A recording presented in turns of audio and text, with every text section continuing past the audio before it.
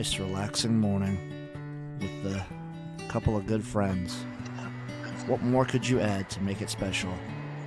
Well, I'll tell you what you can add. You can add shitloads of money, gambling, round robins, teasers. We have it all here on Brunch Betting. That's right. It's XFL Jim, Chase, Lupin Fiasco Sessions, and Eric Uncle Rico Magoo giving you the best sports plays you can find. That's right, bitches. It's Brunch Time Betting.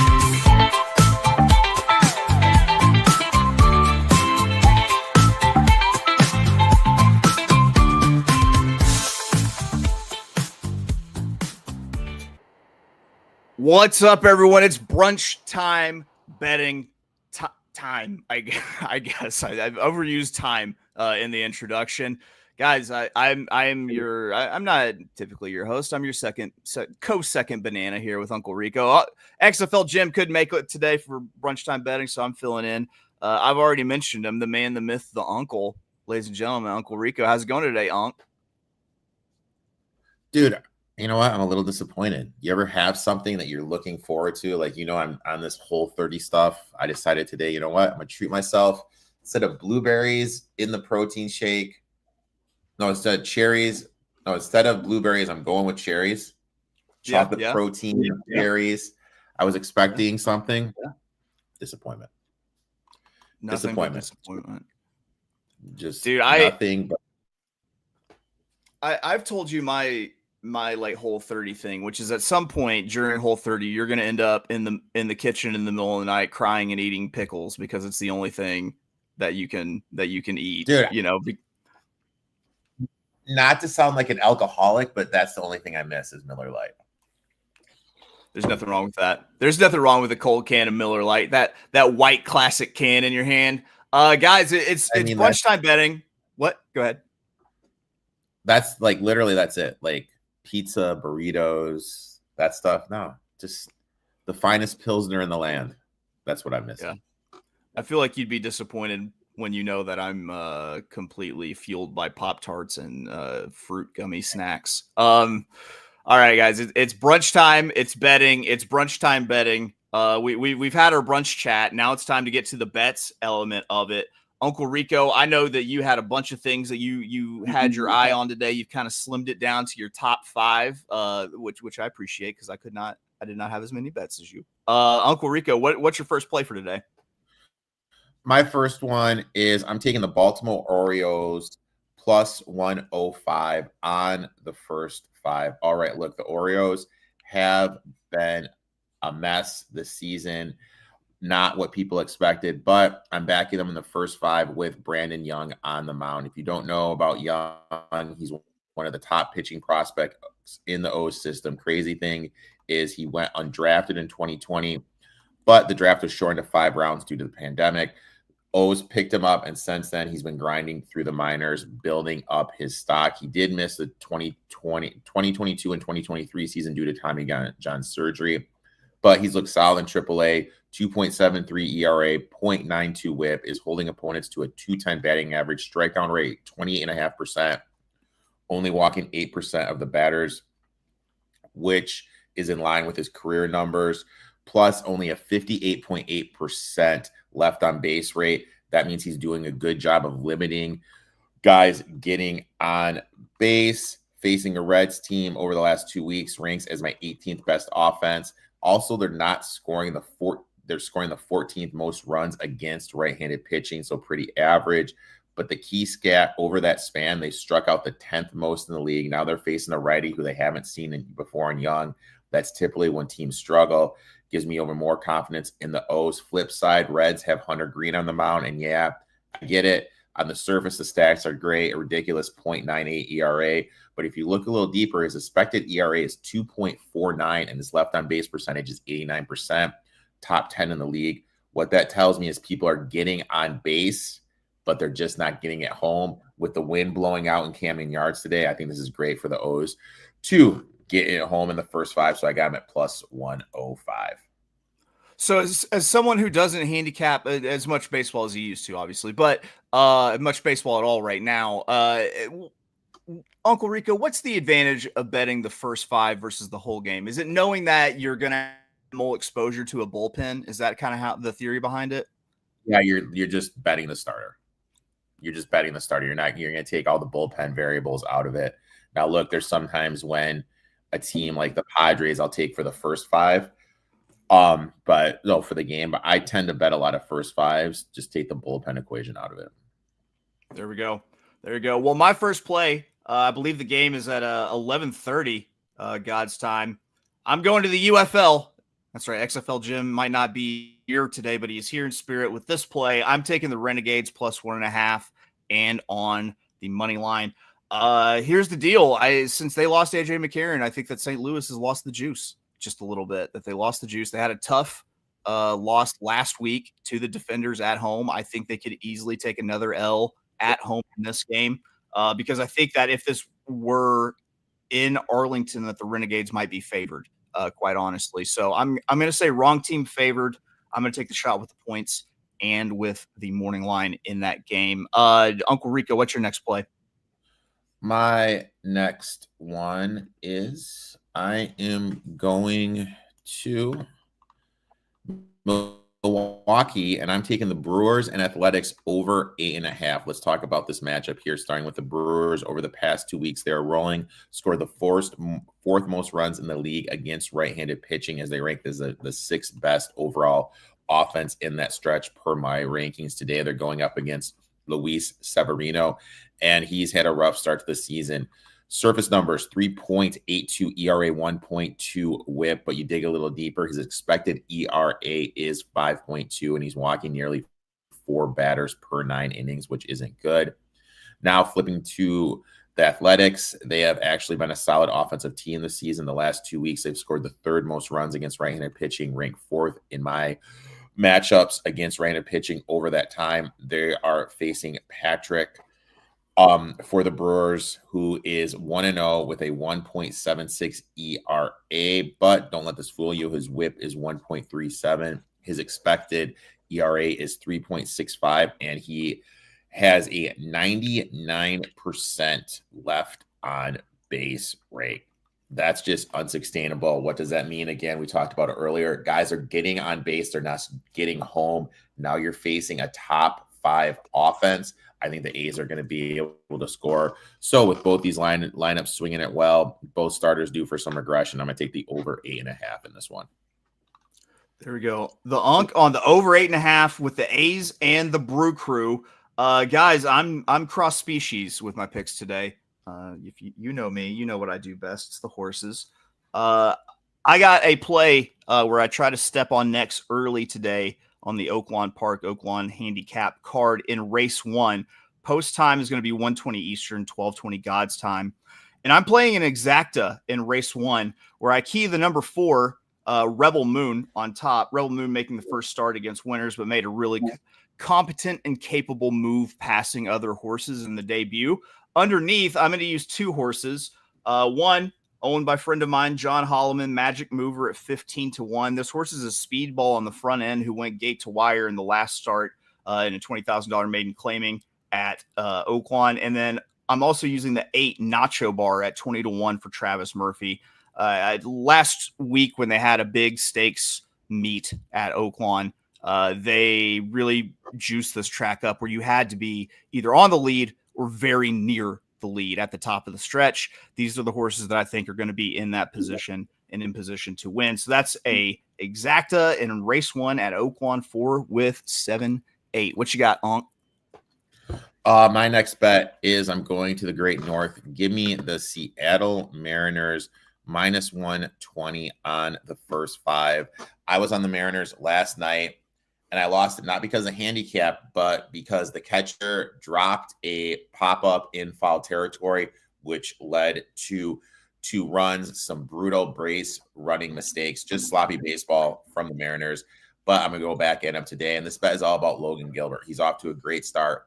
2.38 ERA, ridiculous 0.66 whip, but there's actually some stats that stand out. When I look at his expected ERA, this is actually the 3rd lowest in all of baseball, which tells me even though his stats have been great, he's been unlucky, due for some positive regression. He's pitched well, and I'm looking, and he has the numbers to back it up. Facing a Blue Jays team over the last 2 weeks, ranking 22nd in my offensive rankings against right-handed pitching. They've also scored just the 21st most runs against righties during that span. Bottom of the league. On the flip side, Jose Barrios takes the mound for the Blue Jays. He has not been sharp to start the season. 5.16 ERA, 1.46 WHIP. Not inspiring numbers facing the Mariners team, which is quietly heating up. 11th most runs against right-handed pitching over that time. So, yeah, after the train wreck loss of last night, I am bouncing it back. Give me the Mariners. First 5, minus 120. Like it. I like it. Likes to make some money. Ask any carryovers today. Yeah, I just checked for you. There is I haven't looked at this card, so I don't have any input on it, but there's an $82,000 carryover in the Keeneland pick 6 today. Which, reminder, that's a $1 base wager. So those tickets can get a little bit expensive, but there is a carryover pool there. All right, my next play, going back to the UFL, the evening game, if you will, for the UFL. We got the Stallions against the Softnecks, and I think based off of me calling the Softnecks, I think you could tell which side of this I'm on. I'm taking minus the 7.5. I feel like Birmingham got a little bit of a wake up game last week. Now that they're going to be a little bit more focused, I think they go in and they handle business over what is a putrid Houston Roughnecks team. What about you, Unc? What's your next? I hate to admit this, but I was talking to Jim about it. My UFL watching goes down when he doesn't stream games. Yeah, same girl, same. You know what I mean? Like, my UFL watching goes down when he's not streaming games. My first bet, and I can't believe I'm going to say this, I never thought this guy would ever make it on my betting card, but I'm taking Kevin Porter Jr. Now, I stacked it here where I played over 8.5, to him to score 15 and him to score 20. Now, hear me out. Over the last 10 games, he's gone over 8.5, 8 of 10, and 5 of 5, averaging 16 points in that stretch, with his role clearly expanding, with the ability to shoot from 3, contribute defensively, currently averaging 27 minutes per game. I think we're going to see that increase against the Pacers, who have improved on the defensive end, but still not a full unit that I trust, especially in a playoff setting. Porter has been red hot, borderline elite shooting from 3 for Milwaukee, and Milwaukee's doing what they did when they won it. Giannis, 3 shooters and a big. Giannis gets downhill, kicks it out. That's how they're playing. Porter's going to get a lot of open looks from deep, and they need someone to take off the scoring load from Portis when Giannis is on the bench. I think that's going to fall on Porter's shoulders. So I did over 8.5, minus 110. Oh, and I did the stack. I also did over to him to score 15 at plus 525 and 20 at 11-1. I like it. I love where you place your confidence. I love the breakdown also, because I'm going to tell you, Uncle Rico, this man knows exactly dick about the NBA and NBA props. So definitely the man to listen to, sitting to my right here on the screen. My next play comes out of race 11 at Oaklawn. I've got one horse that I'm building my day around. It runs in race 11. It's the number 4 for Saffy Joseph Jr., Skippy Longstocking, and I'm all in on Skippy in this spot. And I mean, Saffy's won 6 of his 11 starts at Oaklawn Park this meet, and this is another horse that should be able to sit back and stalk the early pace. I'm throwing 2 logicals underneath in this trifecta that I'm going to play 4 with 2, 3, 5 with 2, 3, 5. The 2 logicals are the 2 and the 3 and the 5. And then I'm including the 2 disarm for Steve Asmussen as kind of the bomb to put Tiger Bomb on this here. Trifecta's nuts. So it's going to be race 11, a trifecta 4 with the 2, 3, 5, 2, 3, 5. And I'm also going to use this horse again for my last play. But Unc, you got another one for us. Do me a favor, bring up that comment from Sports Facts. Sure. I'm taking the Detroit Pistons plus the points and on the money line against the Knicks. Thought process is this. A, who's going to stop Cade Cunningham? The Knicks have no one that can stop Cade Cunningham. Cade Cunningham's going to put situations in pick and roll when Brunson or Towns are going to be guarding him.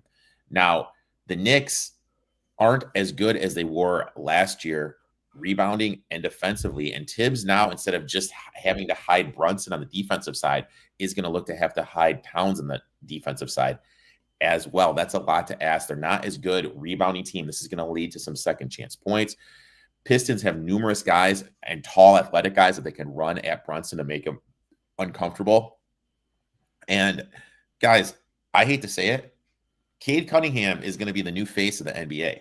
Cade Cunningham, after this year, is going to be the new face of the NBA. What this kid is able to do has been insane. Since January 1st, this team is the best defensive team in the league, a top 5 offensive team in the league.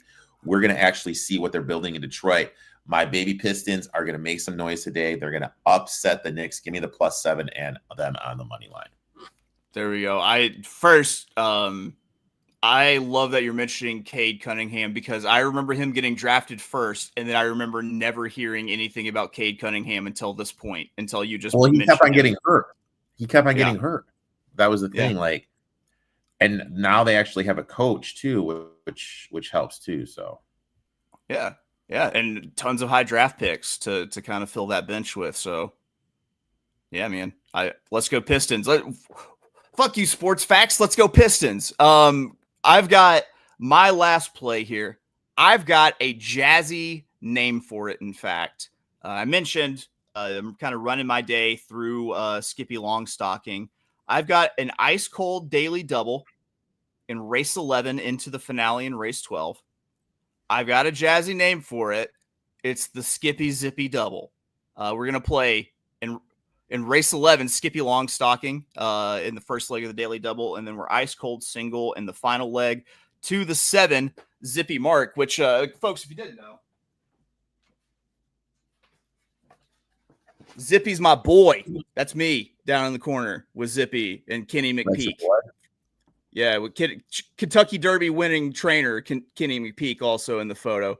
Eric, I asked. Do you call him KP? No, what I did was I called him Mr. McPeak, and I asked him if he would like to do my podcast. He asked how many followers and listeners I had. Do you know how many I told him, Uncle Rico? 500.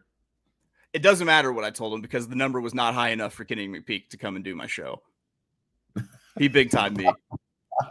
But he was also like I always want to mention whenever I tell this story, like he was incredibly nice because he actually paid for these photos of me and the kids at Oaklawn Park in the Winter Circle. So that was extremely awesome of him. And there's absolutely no sour grapes towards Kenny McPeak.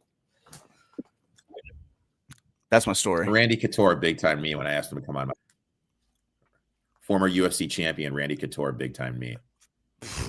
Hey man, we all listen, man. If they don't give us a seat at the table, we're building our own table, right on? Damn right. Actually, look, I have a round robin for who's in. Yeah. I don't have any. I don't have enough human sports for a round robin, so I'm just gonna do parlay my Renegades money line and Birmingham -7.5. So my round robin is Porter to score 15 points for the Bucks. The Marlins brought up Chandler Simpson, who set numerous AAA records stealing bases. So I got him just to steal a base today against the Yankees. And the filthiest bet I've ever gave out, Karl Anthony Towns over 2.5 turnovers. That is my round robin. I love hater bets like that, dude. Hater bets like that where you're just rooting for someone to just do terrible. Yeah, I love it. Best. Those are the best bets. Like when you didn't just say, you know what, F you, Towns. Yeah, with your wonky eye and your long legs. All right, that's all the bets we've given you. Our plays. We've given you our parlay, a round robin. We've talked multiple species. What more do you fucking want from us at a brunch time hour? I know. Not much. Let's make some money, man. Let's best of luck in your bets, and hopefully we can make a little cash for y'all. Listen, Uncle Rico said it best. I can't improve upon that. That's it for us at Brunch Time Betting. We will see you next Saturday morning, bright and early, with our fearless leader, XFL Jim. We love you. Bye-bye. I accidentally, there we go. Oh, I love it when you accidentally